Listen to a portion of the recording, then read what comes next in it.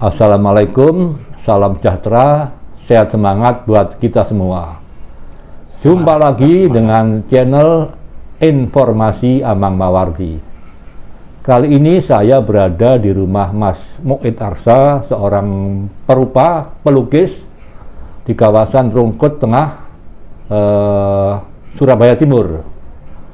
Beliau ini sekitar 15-20 tahun yang lalu saya kenal sebagai Ketua Umum Kosmubaya, komunitas seniman muda Surabaya yang gigih mengadakan kegiatan pameran lukisan, sehingga pernah saya dengar bahwa Mas Muid Arsa ini pernah dalam 1 bulan mengadakan pameran lukisan sebanyak 3 kali. Nah, dalam perkembangannya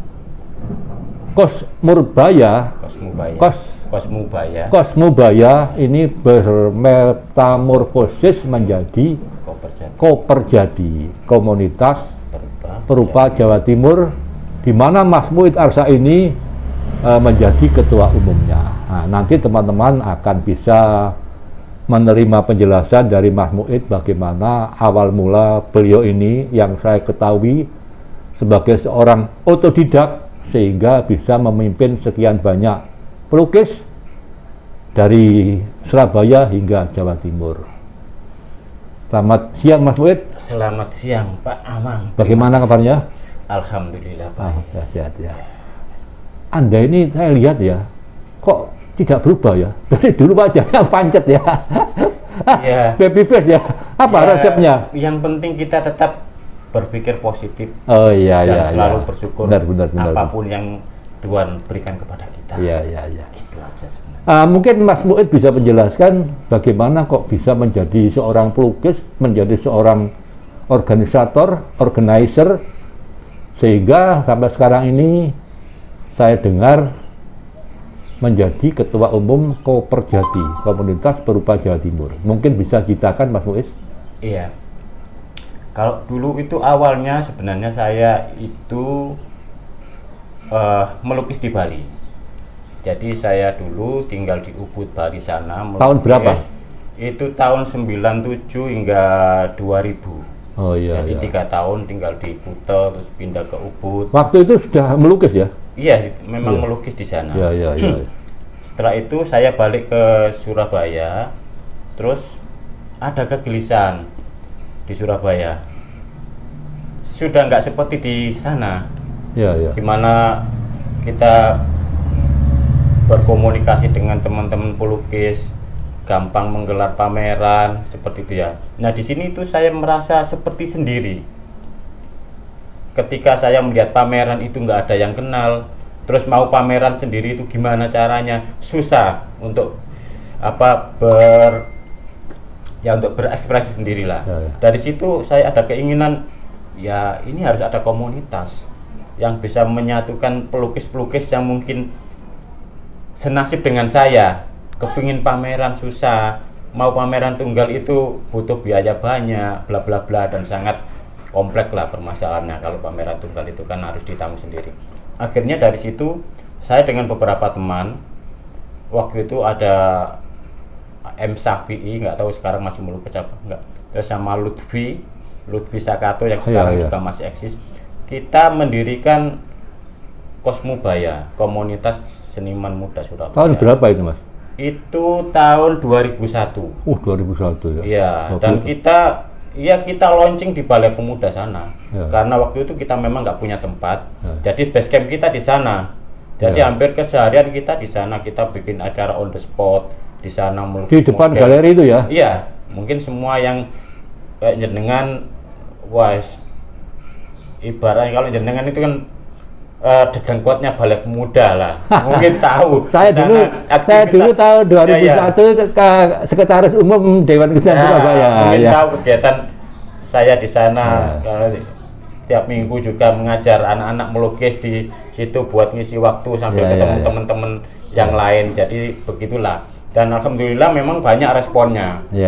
Banyak responnya dari teman-teman di Surabaya itu, banyak yang bergabung dengan kita. Dari situ kita juga akhirnya aktif, rutin menggelar pameran seperti yang sampean sebutkan tadi. Dan Kita berjalan ya lumayan lama kita karena komunikasinya dengan teman-teman juga bagus.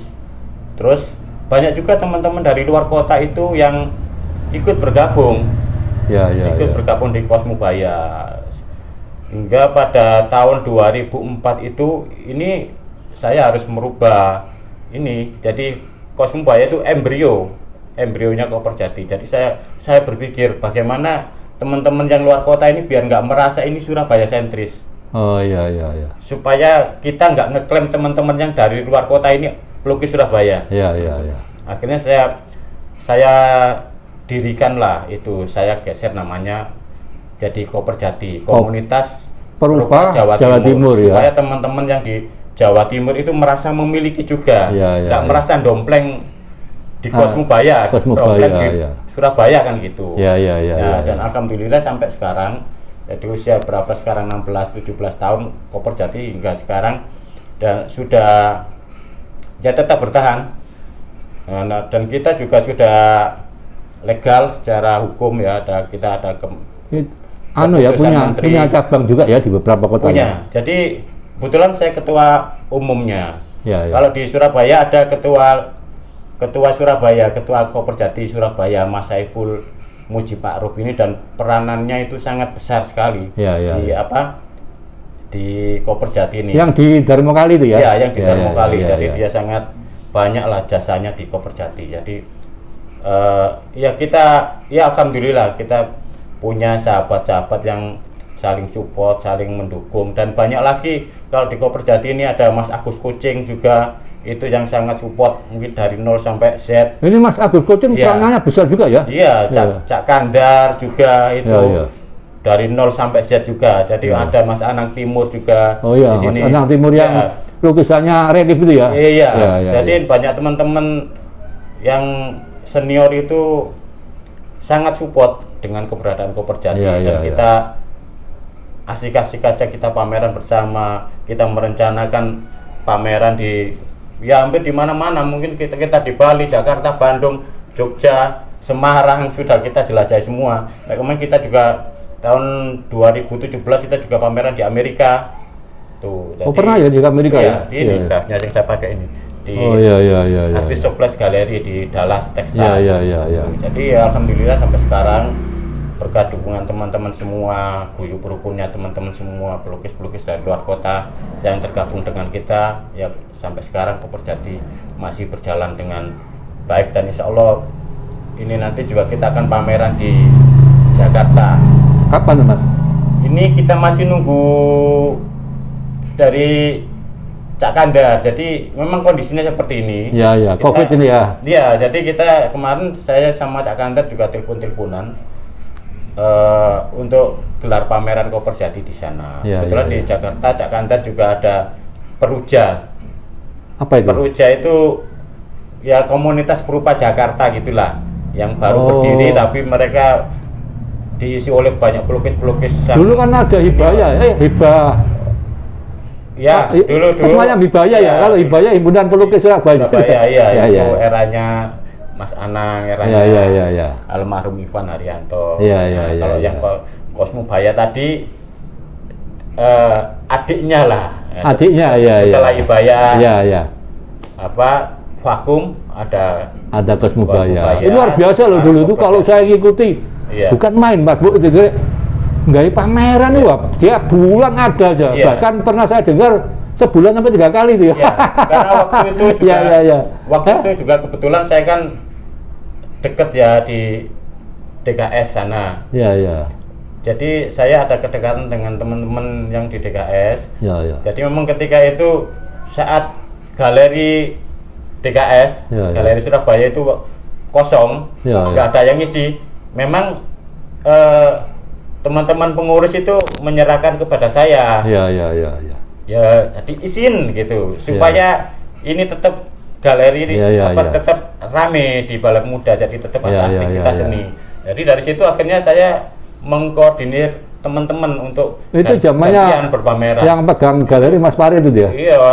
Waktu itu era-eranya Cak Sabrot. Sabrot.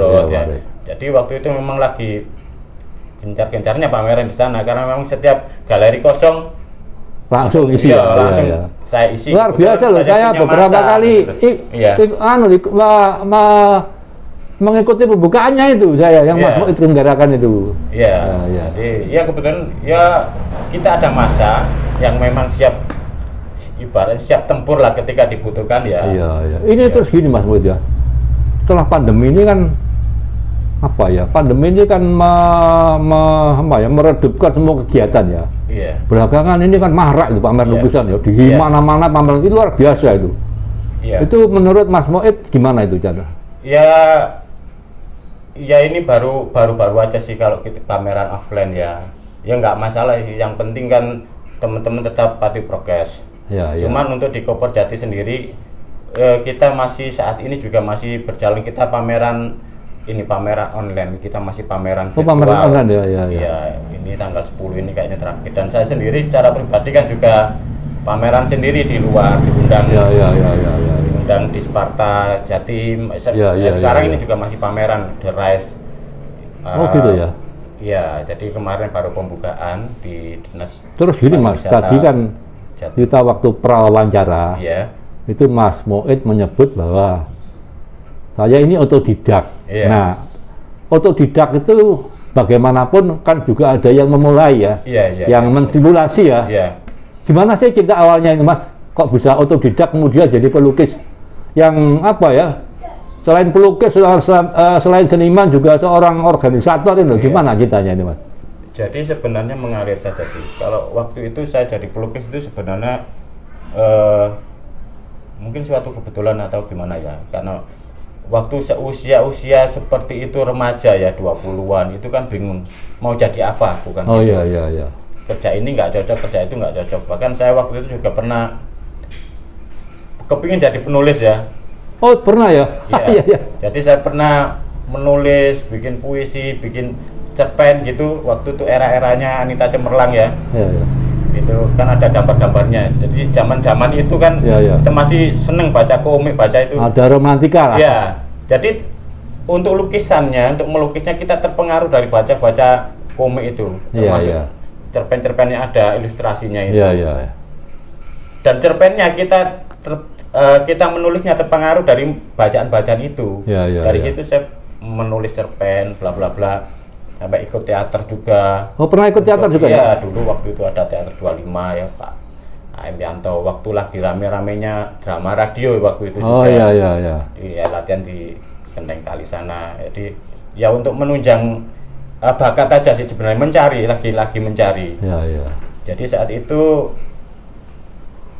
saya menulis cerpen, saya kirim ke Jakarta sana, dikembalikan. Oh iya. Kirim lagi, dikembalikan. Akhirnya saya mikir kayaknya saya nggak bakat di sini, gitu loh. Saya nggak bakat lah untuk jadi penulis. Meskipun saya merasa seneng menulis, Iya, tapi iya. kok gak iso jadi duit ya. Iya. Kan gitu. Karena tujuan kita bagaimanapun kan bekerja. Iya, Jadi benar, apa aku nanti iya, biar iya, bisa iya. hidup, kan seperti itu. Nah, dari situ kan kita kan nggak cuman menulis saja. Iya. Kita banyak melihat gambar-gambar itu yang Iya, iya. setiap hari kita baca, kita dari situ juga belajar teknik-teknik Iya. menggambar, anatomi, gelap terangnya, Iya. semua kita pelajari di situ. Dan saya sering praktek juga itu. Waktu itu juga beli buku gambar lah ya, dengan inisiatif sendiri karena memang masih Iya, mencari. Terus ternyata ada tetangga yang tolong gambarin ini fotoku gitu. Oh gitu ya? Iya. Tahun berapa itu? Waduh, tahun berapa ya itu? Iya. Udah, masih Terus ya? masih remaja. Berhasil ya? Iya, ternyata begitu gambar jadi, saya kasihkan tetangga itu. Heeh. Terus berapa kan gitu? Saya Iya. kan karena kan mungkin tidak tahuan ya. Iya. Orang masih pemula sekali. Dari situ saya dibayar. Iya. Nah, dari situ saya mikir, loh, ternyata bisa jadi uang. Iya. Saya gelutilah di situ, belajar. Oh, artinya pesanan wajah ya? Iya, Gambar-gambar hampir wajah ya? Hampir semua pelukis awalnya dari situ mungkin. Oh, gitu ya? Iya. Pesanan wajah mungkin. Dari hampir semua pelukis awalnya dari Iya, dari mungkin Melukis. Jangankan saya, Mas Dibyo itu saya kan juga dulu pernah buka di Delta Plaza itu. Oh, Mas gitu Dibyo ya? dulu Oh, ngaku iya. apa dulu Mas Dibyo kan juga buka di sana, dan saya waktu itu juga sering jalan-jalan ke sana karena waktu itu memang masih mencari kan. Mencari Makanya juga ya, sering identitas. Ya, sering main ke Balai Pemuda sana di DKS, melihat Pak Tholib Prasojo melukis. Akhirnya saya harus bagaimana ya bisa jadi seniman, jadi mendorong ya. Iya. Sampai saya ikut ya mengguru lah di rumah Pak Tholib Prasojo itu waktu di Jalan Gresik. Saya nginep di sana. Pak Tholib itu kan Sidoarjo ya? Iya, setelah itu kan pindah ke Sidoarjo. Iya. Sampai meninggal di Sidoarjo, di Erlangga Pak Jenggala itu. Nah, dan dari situ jadi belajarnya ya memang otodidak, tapi kita kan nggak bisa. Bagaimanapun otodidak juga harus ada guru yang membimbing kita supaya kita, artinya otodidak di luar institusi pendidikan lah ya. Tetap belajar lah ya. Belajar pada pelukis pada siapa? Ya saya waktu itu ikut Pak Tholib Prasojo. Oh, Pak Tholib ya. Ya, setelah itu saya juga pernah nyantrik di Pak Sogib meskipun nggak lama. Pak Sogib pelukis perjuangan itu ya. Ya. Setelah itu kebetulan ada temen itu pelukis poster film. Oh, pelukis film pernah? Ada teman saya pelukis poster film. Waktu itu siapa namanya, Mas? Namanya Tarmuji. Oh, Tarmuji. Waktu itu dia melukis poster film di Gubeng di Jaya kalau nggak salah namanya. Setelah itu dia pindah ke Jakarta. Cuman orang tuanya Mas Tarmuji itu ditinggal ketika dia di Jakarta. Oh, gitu. Orang tuanya kan sendirian. Kasihan ya. Kasihan. Ibunya itu kan sudah sepuh ya. Jadi saya sering menemani ibunya itu. Oh. Waktu itu saya tinggal di Sepanjang, masih di Sepanjang. Sepanjang ya. Dan Mas Tarmuji ini di Jakarta. Mas Tarmuji kan melihat saya bisa melukis gitu loh. Meskipun belum pinter-pinter banget ya. Dan diajaklah saya ke sana, ikut ke Jakarta bikin lukis poster film di daerah Senen sana. Ya awalnya kita memang nggak melukis poster kan, kita harus melalui dari nol lah. Yang bikin letternya, ngeblok.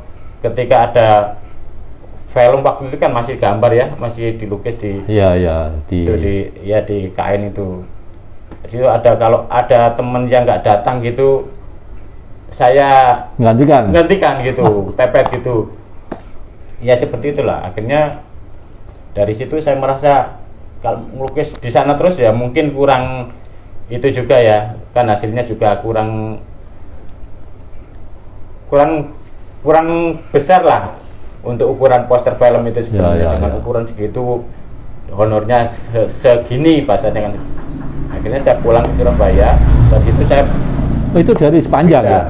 Iya. Dari Sepanjang ke pindah Surabaya. Iya, saya dulu kebetulan ada kos juga di itu. Jadi memang saya mulainya panjang sih, sempat buka juga di jalan kios gitu di daerah Kertajaya. Di mana? Di Kertajaya. Oh, buka stand. Iya. Untuk nerima apa itu? Ya jual lukisan, nerima pesanan. Oh, ada ya, ada. Di lapak gitu ya? Iya, di lapak. Jadi ada kios gitu yang saya untuk menyimpan lukisan kalau malam, kalau siang ya kita taruh itu di. Oh, berarti itu lukisan wajah ya, banyaknya? Iya.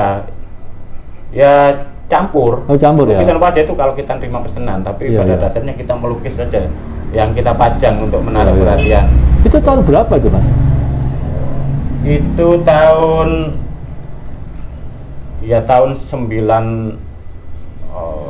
95-an mungkin 95. 95 ya? Udah ngelukis ya? Iya, mungkin tahun 95. Udah, Mas, terus pindah Bali tahun berapa, Mas? Nah, dari situ saya ke Bali tahun 97. 97 ke Bali. Loh, kenapa kok punya pikiran ke Bali? Karena saya merasa mungkin tempat saya di sana. Oh iya. Yang lebih tepat, yang banyak teman, banyak. Ya mungkin bahasa kasarnya untuk dagang lukisan lah. Oh gitu mungkin ya. Di sana tempatnya. Oh, tapi kenyataannya memang gampang jual lukisan di Bali. Iya, gampang sih. Ya. Cuman di sana kan lebih memang kondusif sekali. Oh iya. Di Bali kan memang kondusif. Kita ke sana ada teman yang melukis, kita ke sini ada teman melukis. Orang-orang teman-teman melukis otong-otong lukisan itu udah biasa. Jadi memang kalau di Surabaya mungkin kok merasa gengsi, merasa kayak merendahkan diri ya. Padahal kalau di sana biasa ya. Dan di sana spirit itu juga tinggi. Iya.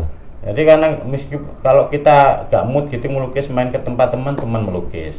Iya, iya, iya. Terus kita juga mikirnya aku di sini niatnya kan melukis. Iya, iya. Tuh nek melukis terus mangan opo? Bahasanya kan seperti itu. Nah, dari situlah. Akhirnya tahun 2000 itu saya balik lagi terus berarti yang tadi itu bikin kos. Berarti Bali itu kayak Chandra di muka ya? Iya. Kawah Chandra di muka ya? Iya. baik dari strategi melukis maupun strategi marketing ya? Iya. Dua-duanya itu belajar di sana ya? Menarik ini ya? Tapi kalau untuk komunitas, berorganisasi, itu sebenarnya juga kita otodidak aja sih sebenarnya. Karena ngurusi pelukis itu kan kita nggak bisa disamakan dengan organisasi yang lain. Harus kaku, jadi kita main ke guyup rukun aja. Tapi mimpi seniman itu nggak gampang loh ya. Jadi kalau Mas Muid ini bisa memimpin puluhan atau ratusan ya, itu kan luar biasa itu. Jadi sifatnya kita sama teman-teman kan ngomong aja sih. Kita sifatnya ngomong aja. Gimana enaknya gitu, maksudnya kan nggak boleh arogan lah. Ya karena kita semua pada dasarnya kan satu sama lain ini kan sama aja. Cuman di sini kan kita bagian koordinator, bagian menyemangati teman-teman, ngajak pameran supaya teman-teman ini nggak mandek kan seperti itu. Makanya kalau kita seperti ini 2 tahun ini kita nggak ada kegiatan itu sebenarnya ada kegelisahan saya, ada tanggung jawab.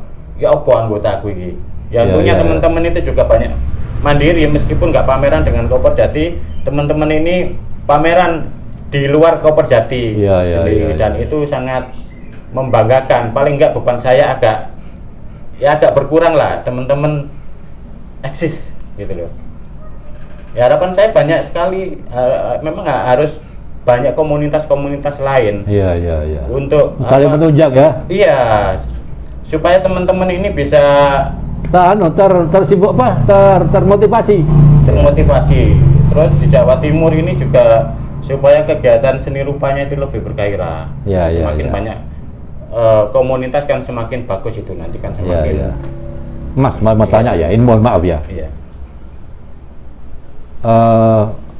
Dulu mungkin 5 tahun yang lalu saya kan pernah kesini. Pernah kesini sekali. Ini mungkin rumahnya enggak sebagus ini dulu ya. Enggak sebagus inilah. Tadi saya sempat kaget, pemain tingkat wis api lah. Alhamdulillah. Artinya Mas Muid ini kan benar-benar bisa hidup dari melukis ya?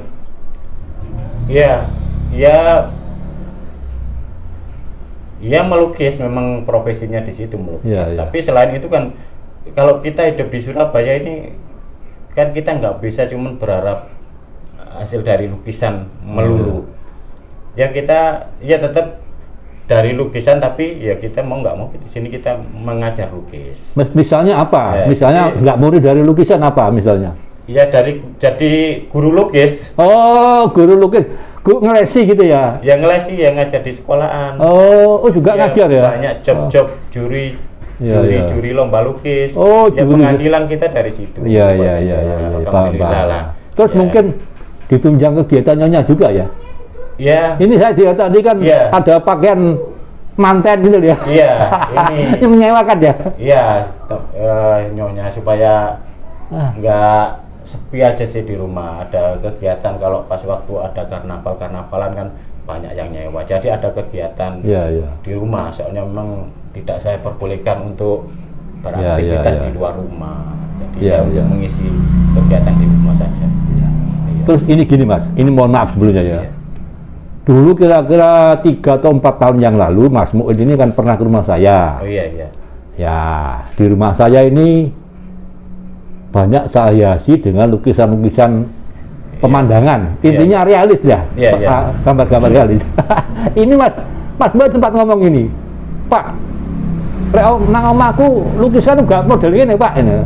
Lah, itu maksudnya apa? Karena menurut saya ya, ini maaf ya. Apapun style lukisan, aliran lukisan itu kan punya apa ya? Punya energi masing-masing ya. Betul. Nah, ini mungkin Mas Muid bisa mengoreksi mungkin ya. Gimana Mas? Begini, Untuk lukisan itu kan tergantung selera ya. Ya. Tergantung selera, dan masing-masing pelukis itu juga punya karakter. Ya. Kalau karakter lukisan saya itu kan seperti ini, yang di belakang ini seperti ini juga. Iya, gambar saya realis ekspresif. Tapi enggak realis murni ya. Jadi realis, ada dekoratifnya ya.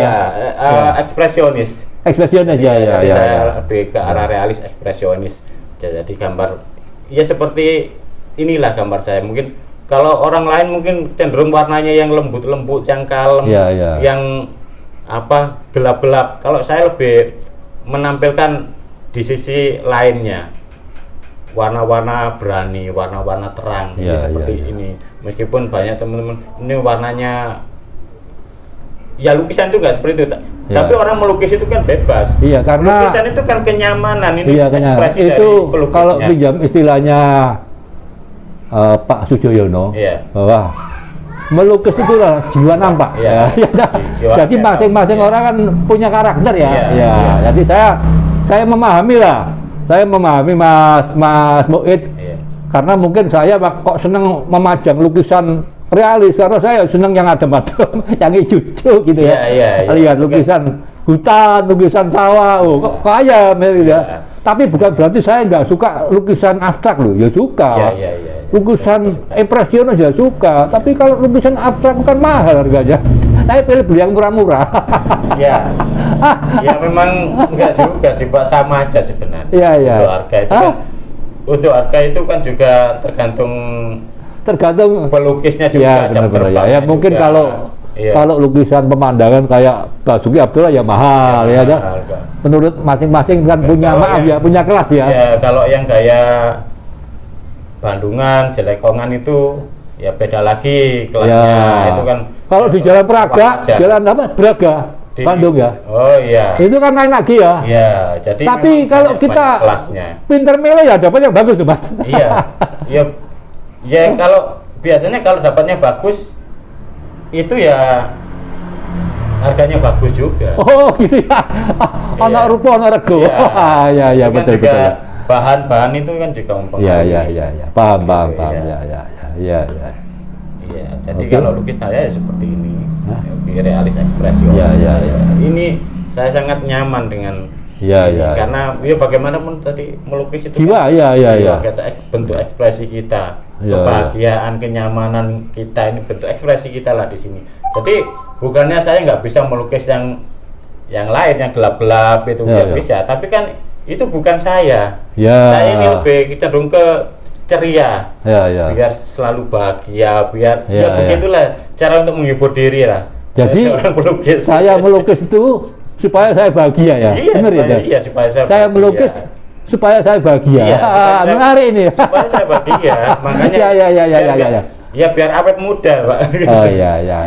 Jadi kebahagiaan aja. Kalau melukis itu ya alhamdulillah, kalau memang itu bisa jadi uang untuk menghidupi kita, supaya kita nggak cuma menghidupi lukisan kan. Mas, kalau boleh tahu ya, ini maaf ya, ini kan biasanya ada pelukis yang sungkan.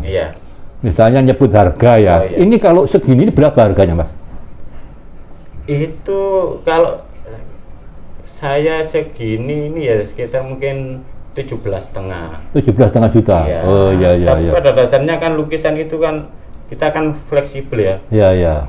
Kalau bisa juga di atasnya ini. Iya. Bisa juga di bawahnya. Karena tidak ada patokannya lukisan. Iya, nggak ada patokan. Iya. Patokannya seneng ya. Iya, orang melukis itu kan ya tergantung udele pelukis ya. Iya. Kadang tahu-tahu ada orang misalkan aku ya bisa, mungkin aku danaku cuma segini bisa. Oh iya bisa. Kan seperti itu. Tapi untuk mencapai harga tertentu itu kan mulai tahapan-tahapan ya, mulai proses ya. Iya. Ya, mulai apa ya? Mulai apa ya? Ada gradasi kan? Gradasi naik ke atas gitu ya. Iya, jadi kan kita nggak bisa ujuk-ujuk aja. Iya. Ya meskipun kita buat sensasi, tapi kan orang-orang yang mengerti dunia lukisan, dunia seni rupa, seperti misalkan kolektor, mereka kan tahu kamu itu siapa kan gitu. Iya, Kan nggak iya. mungkin kita baru belajar melukis tahu-tahu dengan harga yang Iya, ya. ngawur. Dan kolektornya pinter-pinter, Pak. Ya, iyalah, mereka kan bukan Kolektor orang itu udah bodoh. Iya. mereka itu kan luar biasa pengetahuannya Iya, juga. mereka kan juga melihat jam terbangnya pelukis ini, Iya, melukis iya, iya. mulai dari kapan eksistensinya kan gitu. Terus kalau kolektor mau beli karya mahal-mahal, terus ternyata pelukis ini setelah itu nggak melukis kan, ya lukisannya Iya, iya, benar. ngandang, Pak. Iya, iya, Ya, iya. buat apa dipajang, orang pelukisnya aja nggak mau, udah nggak eksis lagi. Iya, Kan nggak iya. ada kebanggaan juga bagi kolektor untuk menyimpan lukisan seseorang yang orangnya sekarang sudah nggak jadi pelukis lagi. Kamboja. Ya, sudah Kamboja. Sudah banting setir kan gitu. Iya, iya, iya, iya. Makanya kita berusaha tetap eksis dengan adanya komunitas, dengan adanya Koperjati ini, berharap teman-teman perupa di Jawa Timur ini tetap bersemangat berkarya. Iya, iya. Gitu. Jadi kita bisa mengakomodir kok kalau kita pameran nanti Iya, bisa iya, iya. kita sertakan di situ supaya kegiatan seni rupa di Jawa Timur tetap bergerak, jadi tetap Iya, maju. iya, Ya kita maju bersama aja. Ya, ya, ya, ya. Demikianlah teman-teman bincang-bincang siang ini dengan Mas Muid Arsa, Ketua Koperjati, Ketua Umum Koperjati Jawa Timur. Koperjati adalah Komunitas akronim Koperjati. dari Komunitas Perupa Jawa Timur. Semoga bermanfaat buat kita semua. Oh ya, bentar. Yes. Mungkin ada pesan-pesan buat penonton channel saya. Oh iya. Ya, untuk saudara-saudara yang di luar sana, kalau ingin menyaksikan apa ya, informasi tentang kegiatan seni rupa, tentang seni budaya, mungkin Pak ya, Ya. mungkin bisa subscribe, like dan komen di YouTube-nya Pak Amang Mawardi. Oh, itu gampang. Nah, Yang terus- penting pesan-pesan untuk dunia seni rupa itu loh. Iya. Kalau subscribe Iya. untuk orang ya, supaya orang itu lebih bersemangat ya, sampai untuk- orang subscribe itu Iya. biasanya rela. Oh ini layak di subscribe, tak subscribe. Nah, iya. Kok Iya. ono dikongkon. Soalnya berita-berita tentang seni rupa ini kan Ya, ya, nggak ya, banyak. ya, ya. Gitu. Jadi kalau berlangganan kan, aku penasaran, kepingin melihat perkembangan seni rupa di Jawa Timur, di Surabaya ada pameran apa ya? Oh bingung. Kan tinggal lihat channel sampean. Ini Informasi Amang di Mawardi. sini. Ya, ya. Nah, itu. Ya, ya. Tapi kalau untuk apa namanya, pesan-pesan untuk teman-teman pelukis barangkali ya tetap semangat saja, mungkin meskipun di era pandemi seperti sekarang ini kita harus tetap semangat berkarya, karena kita, kalau kita nggak bisa pameran offline, kita bisa pameran online, karena sekarang udah era digital. Ya. Jadi itu nggak menutup kemungkinan untuk kita bisa terus eksis, nggak cuma di lokal, tapi dengan adanya di era globalisasi ini kita bisa berpameran di internasional dengan kita bikin channel seperti ini. Terima kasih. Ya, oke. Wassalamualaikum. Salam sejahtera, sehat semangat buat kita semua. Terima Salaman kasih. dulu. Merdeka. Merdeka. Terima kasih. Eh.